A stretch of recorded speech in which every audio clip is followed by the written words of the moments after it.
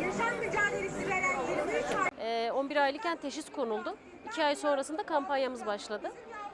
Yaklaşık 1 yıldır diyelim kampanyamız devam ediyor. Son aşamadayız. Yani şöyle söyleyeyim, bu tedavilerin bir süreci var. Yani kilo kriterleri var, yaş kriterleri var. Belirli bir süre sonra bu çocuklar Zolgensma'yı almadıkları süre içerisinde bir tedavi aşamaları kısalıyor yani. Zolgensma'nın faydası olmuyor. Yani şu anda Ali Adar'ın 8 ay bir süresi kalmış. Bu 8 ay içerisinde Zolgensma'yı almadığı takdirde %95 normalde iyileşme oranı varken %50'ye düşüyor. Ve bu 8 ay içerisinde Zolgensma'yı almadıktan sonraki süreçte kaybetme riskimiz daha çok yükseliyor. Yaklaşık 50-60 kişi genel olarak, yani Türkiye ve yurt dışı olarak 50-60 kişiyiz. Biz Van'da 3-4 gönüllü olarak çalışıyoruz. Herhangi bir ortak çalışmalarımız yok. Çünkü gerçekten çok zorlu bir süreç.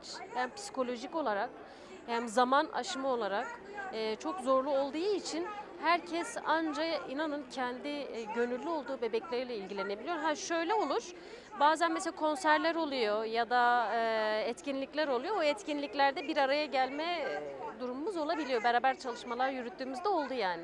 Halkımızdan, insanlarımızdan gerçekten şunu istiyoruz.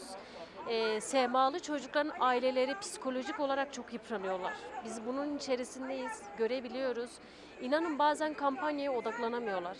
Ve şu duyarlılığı tavsiye ediyorum. İnsanlarımız bu ailelere destek olsunlar. İlk etapta manevi olarak, tabii ki maddi olarak da zaten herkes 1 lira dahi verse 84 milyon insanız. Aylık 3 tane çocuğun kurtulma şansı yükselebiliyor.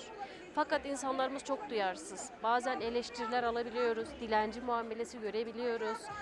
Yalan konuştuğumuzu söyleyebilenler var.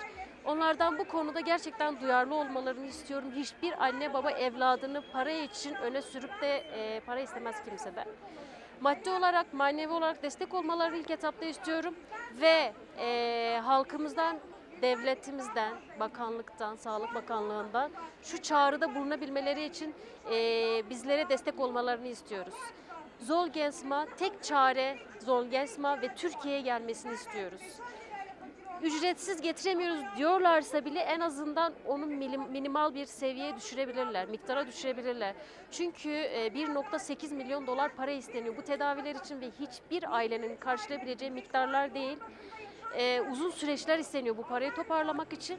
Tabii bu uzun süreçlerde çocuklarımızı kaybedebiliyoruz. Birçok semalı bebeğimizi bu şekilde kaybettik maalesef. Allah rızası için Ali Adar'a yansıttılar.